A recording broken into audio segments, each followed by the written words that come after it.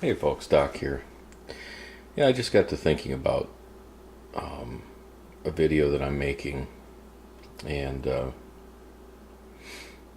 it's about the MREs that I made. Mostly just to have a couple of these stored in each car, and if something were to happen, there's food available for my family, and it's a really unlikely event that in this day and age we would be driving somewhere where you wouldn't have access to a hotel or a convenience store or anything of that nature. But there are potentials that might make that necessary. So I make a few of these and store them, and now I'm testing one out after it's been stored for several months. And I made some smart aleck remarks about running and gunning and being an old guy and that kind of stuff. And it got me thinking about that. I am an old guy. I'm chubby, out of shape. Never could really, hand-to-hand combat is out of the question. I don't have the temperament for it. And some people might say, well, if you don't have the temperament for that, I guess you're just going to be one of the sheeple. No, not really. I think people in this community of preppers, survivalists, John Rambos, there's a lot of room for differences. Some people prep for situations. Some people try to prep for all events, which I think is practically impossible. Nobody can foresee every single thing that could happen. I just think down two lines of thought. One is immediate likely scenarios, like we live on the coast, so we don't live on the coast, we live well inland from the coast, but close enough that hurricanes, although infrequent this far north, they still happen, and they can actually be quite devastating this far north.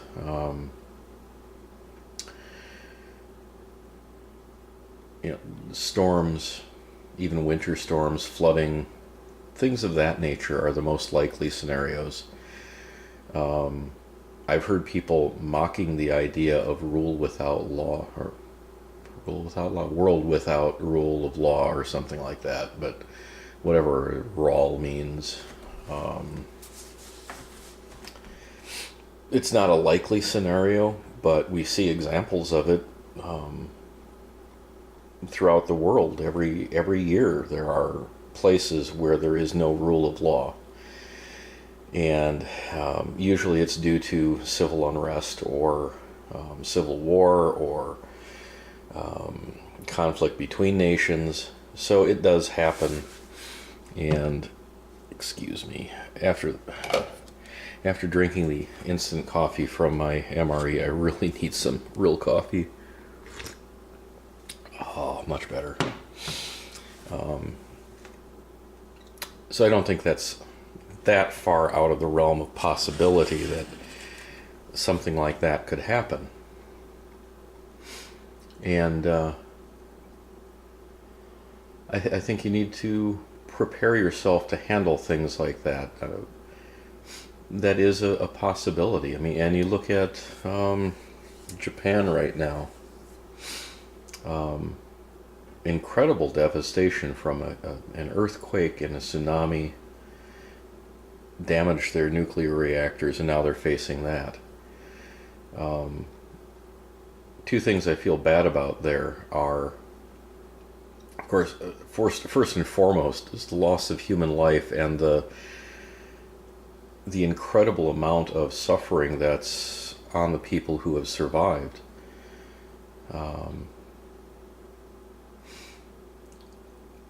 I think we as Americans need to get our priorities straight and stop freaking out so much about stuff that's not going to happen to us as a result of their problem. Online last night, I heard some people mentioning, well, I didn't hear them, I read them mention that people on eBay were charging up to $500 for 14 tablets of potassium iodide.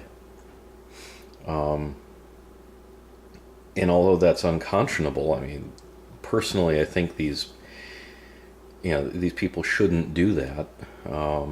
I couldn't live with myself were I that vendor. I would just not be able to do that. On the other hand, if people are silly enough to get in such a panic and be willing to pay that much money for something they truly don't need, I hate to say more power to the guy that's selling it, but geez, at some point you have to use your own synapses, rub your neurons together and fire off a spark. I'm pretty sure that you can actually get enough iodine in your diet to saturate your thyroid if you're careful in your selections. So, what's the panic? I'm not even adding extra salt to my diet.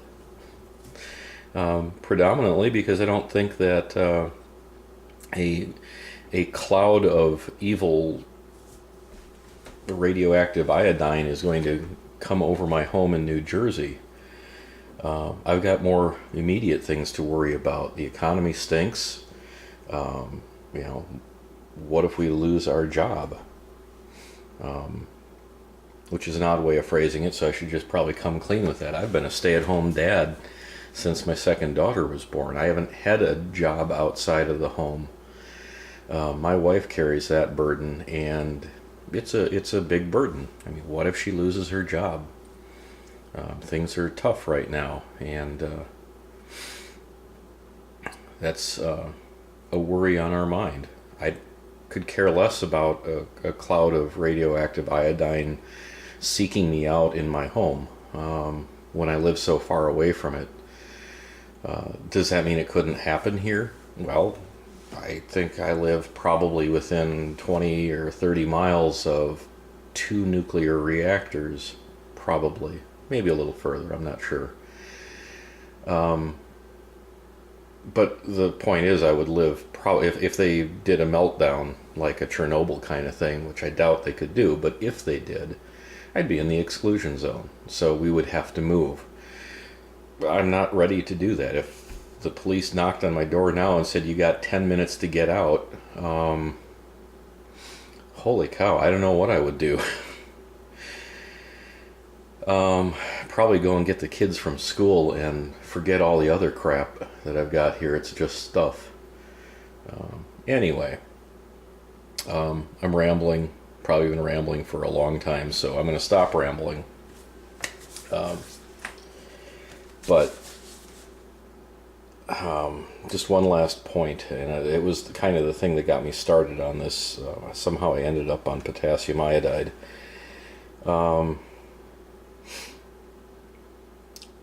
I don't want to make anybody, I don't want to mock anybody about the decisions and choices that they make. It's not up to me to do that.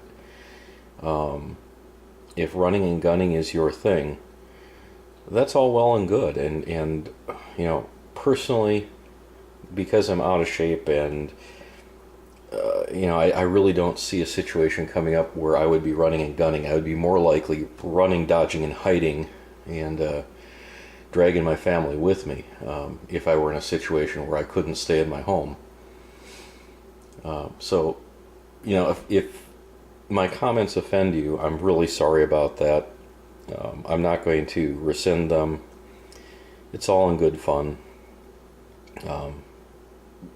I've gotten so much flack over my views on the nuclear reactors in Japan and nuclear power in general, which is odd because I've never even stated whether I am pro or anti-nuclear. I've just stated things that I believe to be fact, like we don't have anything to worry about. The cloud's not going to reach over here in any great concentration. And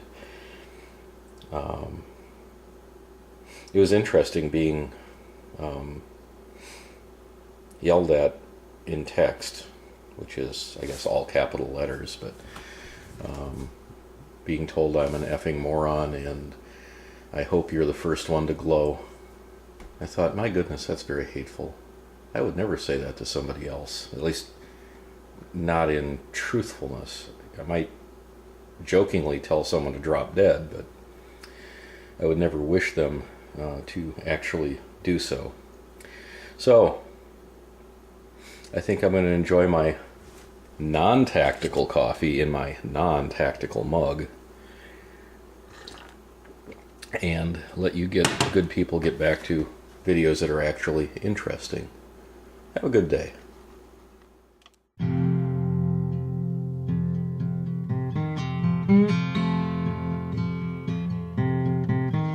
Mm-hmm.